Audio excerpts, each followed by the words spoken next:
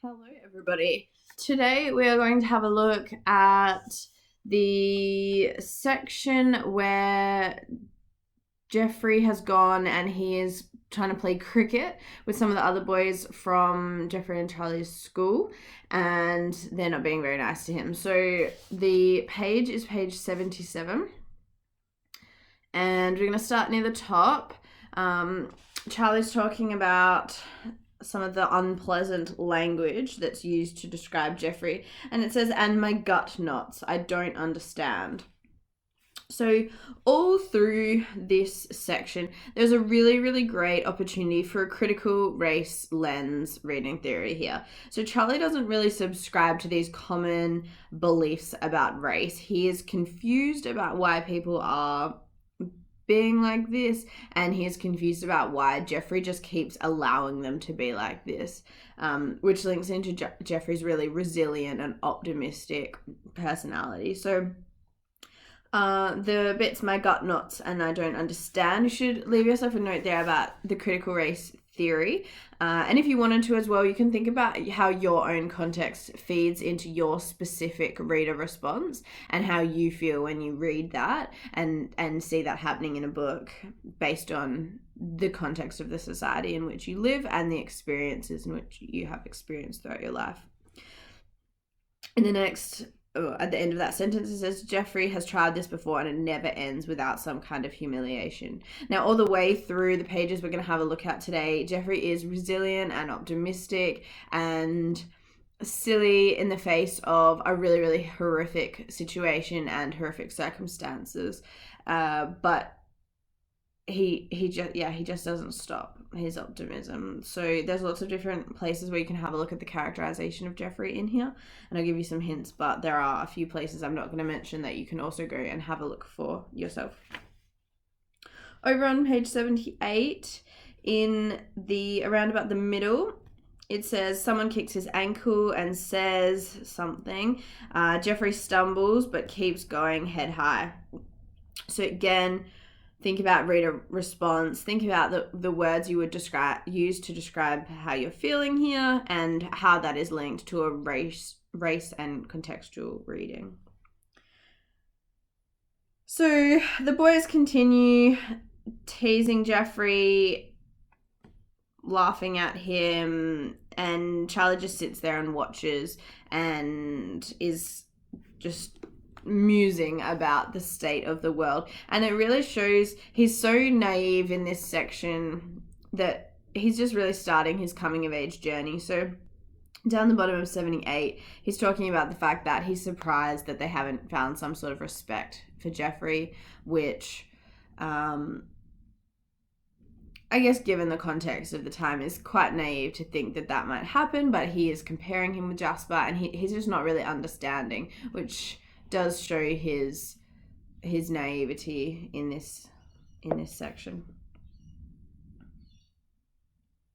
However, when he's talking about Warwick Trent and he's talking about the audience members who scream advice to the athletes and they're, jumping up and down on the sidelines, he does start to get a little bit of a fire in his belly, and he uses words like fat angry bastards, and over on at the top of 81 he uses a lot of words to describe Warwick Trent, showing that he does still have that anger inside him, even though he is sheltered and naive at this point. He does still have it in him. So we'll come back to that in a second, but all down page 80, there is a lot of race and context readings needed there. Now I'm going to give you the wheel here, and you can find them your own and you can annotate them on your own, but do have a look for what is on that page from I wonder why it can't carry on all the way down to I don't want to watch this anymore. So that whole section, have a look in there for significant racial contextual readings. Also, there's some language and some structural elements in there as well that you could comment on. Then over on the top of page 81, Charlie talks about Warwick and he talks about what he what he wants to do, what he wants to say, and kind of goes on a tangent of imagining what the world would be like if he was this different person, if he was this ultra sort of superhero version of himself.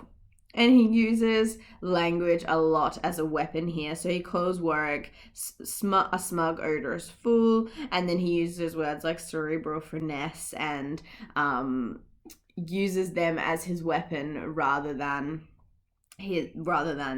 violence or swearing, as many of the other characters resort to.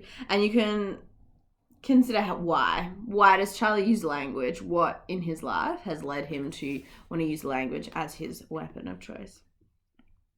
You can also see he really has the ability to see beyond life as a teenager, and so there's a little bit of maturity here emerging in Charlie. He says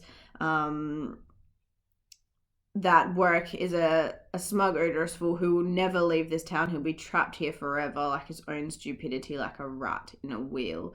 So he can really see here that Warwick might be the king of the castle now, but he'll be knocked off very soon, and he can have the foresight to look to that and use that as a coping mechanism while he's in this phase of his life where Warwick is the one that is in charge at school and in social circles in Corrigan.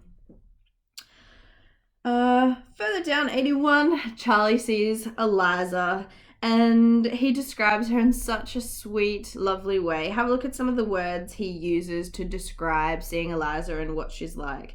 And then I want to ask you here, is Charlie a reliable narrator when it comes to Eliza? Or is he so emotionally invested and just caught up in her beauty and transfixed by her that he can't be counted as someone who can reliably describe her? Because we all know love is blind, and she could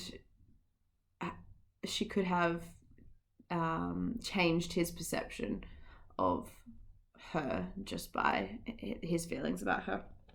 So have a look there, have a look at some of the things you can see and wonder if he is a reliable narrator. And that can be linked also to earlier parts when Charlie is so emotional. Is he really reliable? Or when you're in a state of that kind of emotion, are you just, you don't really know what's going on? He describes himself as being in a fog and that sort of thing. So can we really trust what he's saying, and can we really trust his perception of things? Not that he's lying as a narrator, but maybe he just is seeing things not for exactly how they are. At the top of 82, we see some objectification of Eliza as she is walking with her book. And this part of the book, this section is really significant because wolf whistling and calling out, these are what many people deem to be harmless, in quotation marks, objectifications of women, okay? It's just a joke, it's just fun, it's nothing serious, but it actually has such significant impact. Yet the people who are doing this just don't see and think that it's a bit of a joke and that it should be taken more lightly, and people are being, too politically correct and you can't say anything anymore and all of that sort of nonsense. So it really kind of shows Eliza just looks down and walks a little faster, and this here is such a powerful moment in recognizing the impacts of this harmless objectification of women. It does have an impact, and in many cases when you've got a whole group of boys objectifying you, there's not really anything you're going to do. You just walk away and let it happen in most circumstances, which is a really big shame, especially given the context. Obviously it was significantly worse, I'm sure. Hopefully now it would be a little bit better, but we can still this really lends itself to a great gendered reading and a great contextual reading here. Okay, last bit for today is a little bit of language. Charlie says that he should have done something to look after Laura when they're objectifying her, and he uses really, really short, or the use of really short sentences here. Another one of Sylvie's kind of distinct stylistic features is these short sentences. Some of them are dependent clauses and therefore being shown as an afterthought. And then he kind of goes back, and seeing Eliza leads him back down the rabbit hole of Laura and what happened to her. And this next paragraph starts, Laura Wishart is dead. And we look for this phrase over the next page and a half because this is repeated, and I think it definitely mirrors Charlie's feelings in this situation. So I'm going to think about what his feelings are, how he is still responding to Laura's death, and then just make yourself a note of the repetition that's being used here and how that is still, I mean, so many pages later, being reflective of Charlie's emotions towards the situation. Okay, that's all we're doing for today. Again, as usual, pause, repeat, play. Listen to this as many times as you want, and hopefully you'll feel a little bit more comfortable with the pages we've had a look at today. All right, thanks. Bye.